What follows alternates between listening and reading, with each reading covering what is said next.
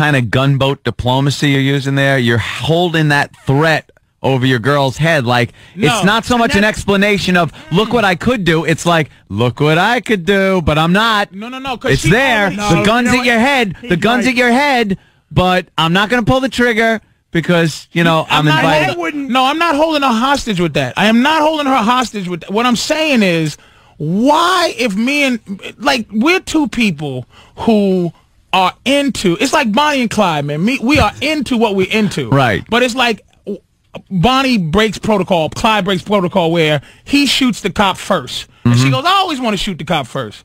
But we're doing what we do. But this time I messed up by shooting first.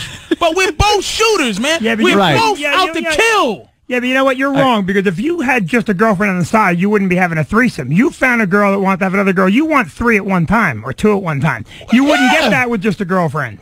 What are you talking about? If you had just this new girl on the side, that wouldn't be a threesome. Oh, see, that's just another girl. You're going laterally. No. You want to go up. No. Wait a minute. Time out, Vinny. Time out, Mr. Family, everybody. All right? You kiss your wife in the mouth the same way you kissed her 10 years ago? Yeah. No. Yes, I do. That's Shut why up, I got so many kids. You liar. I'm spitting out kids every 9 months. Let me tell you something. No matter how fine that girl is, after a few years, man, you want a little strange. I'm a fat hog. I'm a mess naked. I make me sick. And my new house got big mirrors. You're a mess dressed. My girl should not be in the bed. She shouldn't be loving me this much. I'm telling you, man. Hold on. Save that rant for when we get back, because we're late to him. Stay right there, because we're not done with this. By a long bunch shot. of people calling up. The threesomes are a disaster.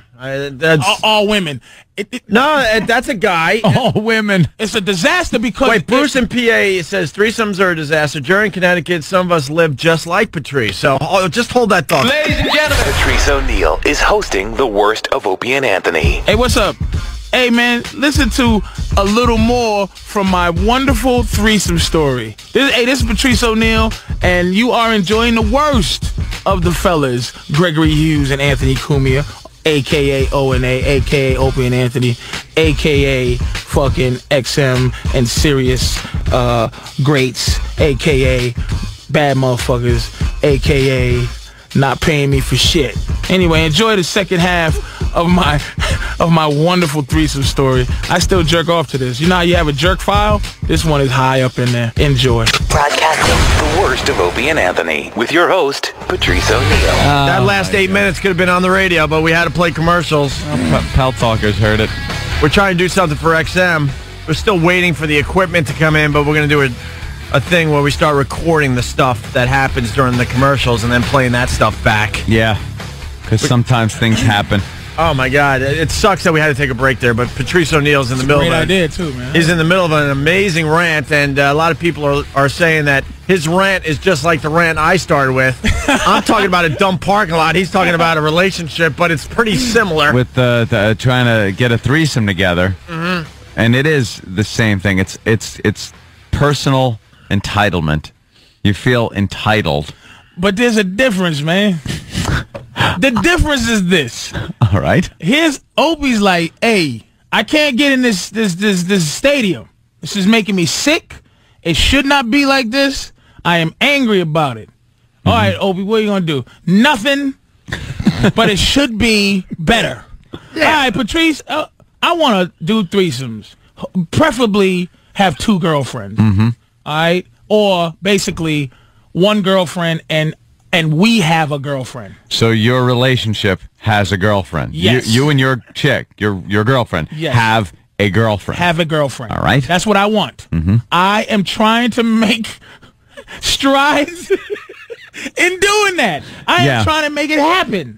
Because I think that... You're trying to park closer to the stadium. And the only... that's all I see. I want parking. I want parking space. He wants VIP parking. And your girl is at every single aisle waving you further from the stadium. And you're trying to explain to her that you'll be happy if I'm closer to the stadium because I'll be happy. Because she's in the car with me. And she's always going... She's riding with me. So my happiness... is happiness, man. A woman's happiness is not based on anything except for trying to figure out how to be happy. So if I'm happy and I have to cause her, I have to bring happiness to her. I have to be happy so that I'm in this mood. All right. Well, to give her this happiness, to give her what she needs. So how does this come into another girl dropping in and having sex with you too? That makes me super happy.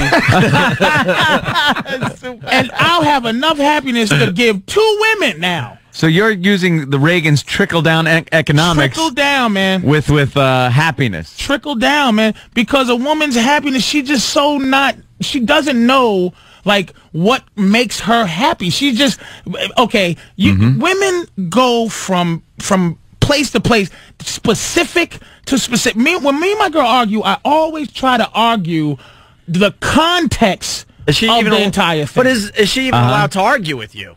Absolutely. Oh, it doesn't seem like it. I got a big mouth. In Patrice's world, it seems like you shut your mouth and let me rule the whole place. When I met her, yeah, okay, I had a few women, okay. She asked me, and I think I told you this, she asked me, how did she end up being my girl? And I said, because you hung around. You know, because you stayed in there. You hung in there. Oh my God. And what it is, it's like karate class. And this is women. This relationship's a disaster. Karate. Oh, man. It's like karate class, man. It's like you meet. Look, would you agree that men deal in numbers when it comes to relationships? When we have to go find women. We can't sit around and wait for women to come to us. Right, we have to actively go search. Yeah, you got to go seek and destroy. It's like having a human resources department. You may have the secretary you need, but she might leave your ass without 2 weeks notice, and see you stuck. What, your company gonna go out of business? So what happens is, when I met my girl, I had about 5 or 6 girls that I had been in. By the way, there's actually people out there saying you're full of ass. Of course. We know Patrice for a long time. He's No. He lives by different rules than most people. I know there's a few out there also saying I live just like Patrice, but in general, the average guy is not getting away with what Patrice is doing with his relationships and his life. Did you ever think that your current girlfriend, just wants you and that's it? She does. But she's playing these little games to keep you happy, hoping that maybe someday you're going to like give up on all this other crap and just settle down with her. Can I tell you what my girlfriend is? Yeah. I'm going to tell you what she is. All right. She is a lesbian who is in love with me. She hates men, but she loves me for whatever reason, because I was the first dude to be into her without being sexual with her. She would hang out with me, I'd give her guidance, she would go, "Don't I look good in this?" And I'm like, you look good, but you do. But I would be honest. You'll do. But I would be honest. Yeah. I would be honest with her. Where other guys would lie to her to sleep with her, just to sleep, and she'd be like, "Well, why? I'm a cool chick. I do anything. I'm down. I don't play sex games with nobody. But why is these dudes not making me their girl?" And I was telling her why. And as I was doing that, she was falling in love with me, and I was just being frivolous. So once I realized she was in love, I added her to the karate class, and she happened to be, after I flip everybody, right, and they go, "I'm getting out of this class." By the end of the thing, there's 2 girls left, and they're both black belts. One loses, and she's just like, out of here. Yeah. So now I have a black belt, and she has a black belt in my crap, because I can't feed her. So that's why I don't cheat on her, because if I go out and I go talk to some girl I just met and I give her white belt like lies, "Hey baby, some old easy white belt, yellow belt." Yeah. I come back to my girl with white belt mentality. I come back to her, and I go, "Hi-ya!" And she goes, she kicks me in the face and goes, "I've never been able to kick you in your face that easy. What you doing? Talking to a white belt?" I got to stay focused with her. Because she has a black belt in you. She has a black belt in me. She knows I'm not, like, I was going to say jiving her, but I ain't jiving her. I'm not playing games with her. And she's not doing this she's a soldier, man. I went to Brazil with her. She's not doing this for me.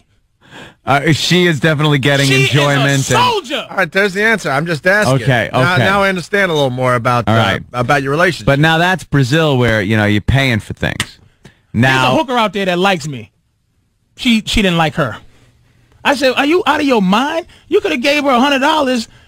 She would have took it. You could have smacked her around and made her and say, 'Yeah, you like my man, you whore.' Smack upside the head." She didn't think like